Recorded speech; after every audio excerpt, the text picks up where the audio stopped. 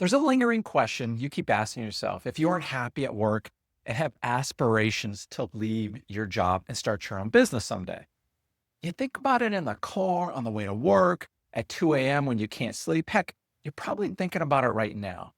The question, what if I decide to leave and end up failing? And I'm not going to give you garbage advice and try to sell you failures, just feedback. I'm not going to give you some motivational poster either. Instead, I want to go straight into that question with you at a much deeper level because I think it's the most important thing you're not letting yourself fully acknowledge or feel. And until you do, it will keep you stuck exactly where you are right now. I'm Gavin. I'm 51. I'm in month 2 of a real-time corporate exit I'm sharing on this channel. Not talking about it from the other side, not from a stage, from inside this thing right now. And I found there are 5 specific fears hiding underneath that question. What if I fail? And in the next 10 minutes, I'm going to name all 5. And I want you to notice which one hits you the hardest because that's the one that's actually running your life and keeping you stuck. Very important. Okay. This exercise had a huge impact on me. And I think you'll see why, because it will be the same for you. So let's take a closer look. But before we dive into the 5, I want to say something you might need to hear. Kind of important distinction to clarify. The fact that you're afraid does not mean you're not ready for a change. No, it means you're paying attention. The people I worry about who are, reckless, are irresponsible, are the ones who aren't afraid, who think leaving a corporate job is going to be easy, who believe the highlight reels. Okay. And fear, when it has a name, is information. It's your brain doing its job, protecting something that matters to you, which is actually a good thing. The problem is when fear stays unnamed or ignored, it becomes fault. It just sits there heavy, vague, right? And you can't work with fault. That fear, that's bad. So let's give it a shape and clarity of what this looks like, starting with the first fear on the list. Fear number 1, financial ruin. This one, sounds rational, right? The one with spreadsheets behind it, the mortgage, the health insurance, the retirement account that feels like, the only thing standing between you and disaster. The internal dialogue for this sounds like this. What if I leave and it doesn't work? What if I can't get another corporate job at my age? What if I burn through everything I've spent 25 years building? I want you to notice something about that fear. It's not crazy. Your obligations are real. Your responsibilities are real, right? But here's what I found on a personal level. The fear of financial ruin is almost always based on a binary assumption. The assumption that either you stay exactly where you are or you leap into the void and hope for the best. Like some kind of either or life or death madness. That's not the only option. The entire philosophy behind what I'm building and what I'm living right now on this channel is the bridge. You don't quit and then figure it out. You take the steps and build the income while you still have the safety net. You replace $1 at a time, one process on, one step, one sale, and one client at a time. The fear of financial ruin is real, but it's based on a version of leaving you don't actually have to choose. Give up that story that you leave first and then try to make it happen. Show yourself before you leave and prove it. That's fear number 1. Fear number 2, it's quieter. It whispers. And honestly, I think it's the one that feeds all the other fears. Fear number 2, imposter syndrome. This one, it doesn't yell. It whispers things under the surface like, what if my expertise isn't actually valuable? What if I've been successful because of the company's name, not mine? What if I go out on my own and nobody wants what I know? I've sat with this one a lot, right? Personally, this one was a huge eye-opener for me. I've struggled with it. And here's where I've landed and what I've learned that is the truth you need to hear. You've spent 20, 25, 30 years solving real problems for real organizations. We both have. You've navigated politics that would make Game of Thrones look simple and fun, managed difficult people, hit targets under pressure, built systems that actually worked. That's not nothing. That is an enormous body of knowledge that people right now, today, are desperately searching for. Not someone who studied it in a course or like a university, someone who lived it. You have experiences and expertise that you aren't even really aware of because it's become second nature to you. Imposter syndrome isn't telling you the truth.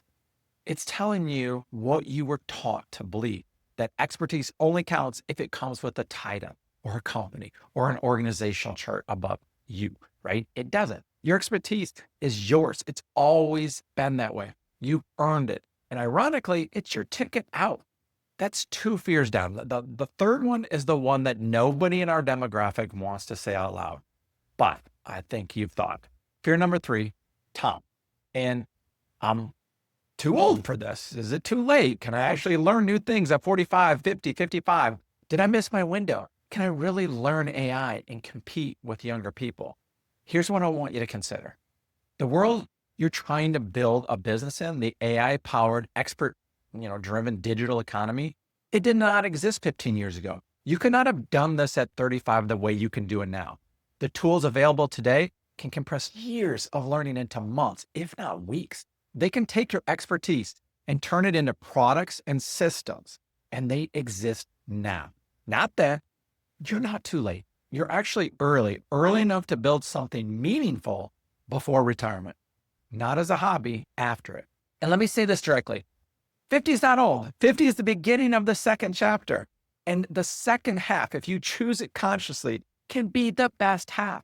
Frankly, that's the whole point and message to this entire channel. A 24-year-old has tools. You have something they won't have for decades. Credibility, relationships, and the hard-won wisdom and experience that only comes from time. That's not a handicap. That's an unfair advantage, and we have it at our age. 3 fears down, the 4th one is sneaky. And wears a costume. And it might be the one that's been holding you back without you even realizing it. Fear number 4, judgment. What will people think? What will my colleagues say? What if my spouse thinks I've lost it? What if my kids think I'm having a midlife crisis? This one's sneaky because it wears the costume of humility. It sounds responsible. Like you're thinking of others when in reality, it's just a story. But if I push on the judgment and fear a little bit, and I'll do this gently because I've had to do this with myself. What I find underneath is this. I'm afraid that if I try and fail, people will see I wasn't capable as just like they thought.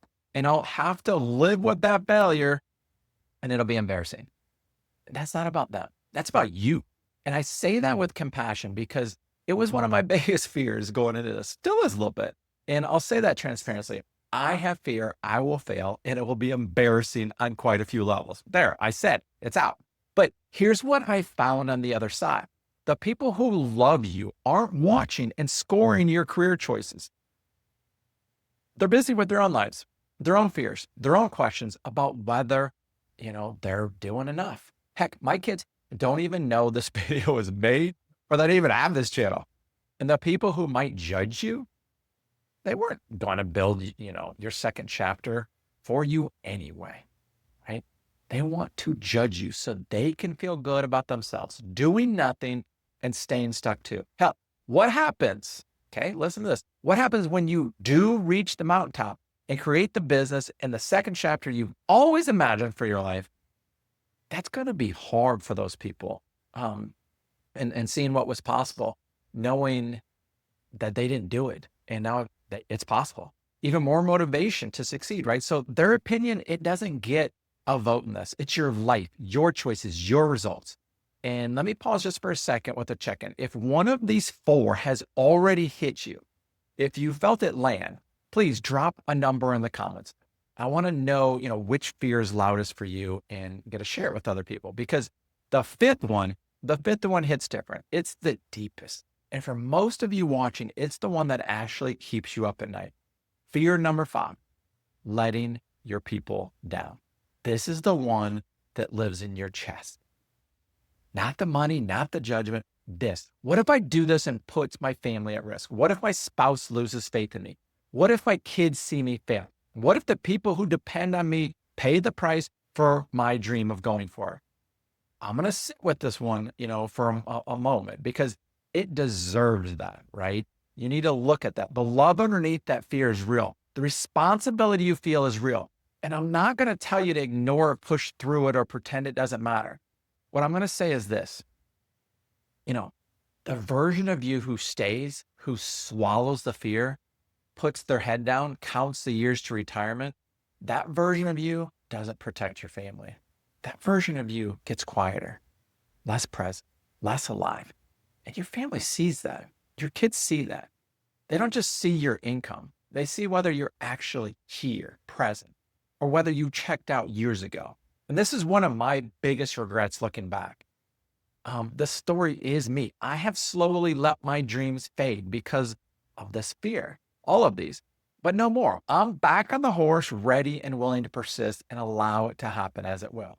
The most powerful thing you can show the people you love is that it's possible to choose differently, that you don't have to trade your soul for security, that fear doesn't get the final word.